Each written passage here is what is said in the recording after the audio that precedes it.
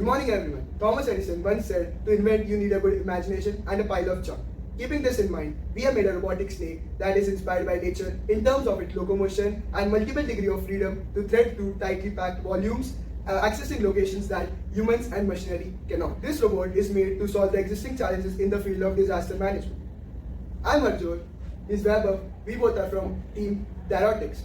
The challenges this robotic snake is intended to solve are limited accessibility, safety concerns of the rescue team, time sensitivity, and the most important, coordination and communication. So now let's move into the solution. So basically our robot is inspired from the nature, especially from the snake. Because snakes are so flexible and they can easily traverse through small holes and cracks. So that's why we choose this design basically. So just think that there was some building collapse, okay, and there were many people trapped under those buildings. So because of its small size, we're gonna send through cracks and through small holes, and it's gonna traverse through that cracks and find the location of the people who are trapped basically under debris and under falling rocks or building structures, basically that. Next thing, which is a technology overview. So this robot is made up of small structures, segments basically. So basically we can also sell these segments individual to the it depends on the user's choice basically. So for example, if some industries want to make a length of a 7-segment robot, they can buy 7 segment individually from us.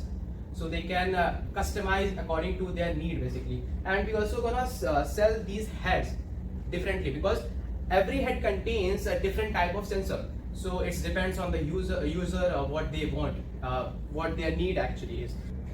So our main objective or what we think of future planning is we're gonna basically pitch this idea to ISRO because ISRO is gonna again launch rocket to the moon in 2014. So to basically to understand or do a research on craters. So in 2009, NASA actually find 16 craters or a lava pits. Okay, that's they're gonna research on. So we're gonna pitch this idea to the ISRO to find those caves and understand how they are made up of. Let's now look at the business canvas of a startup. The business canvas contains key partners, key activities, key resources, value proposition, and most importantly, cost structure and the revenue stream. The TAM, that is the total addressable market, in 2024 it is expected to be $45.95 billion USD, and in 2029 it is expected to grow till $2,000 million according to ISR.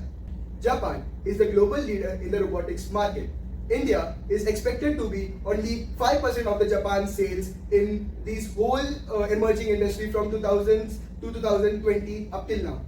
With increasing demand, we need a revolution in India in the field of robotics.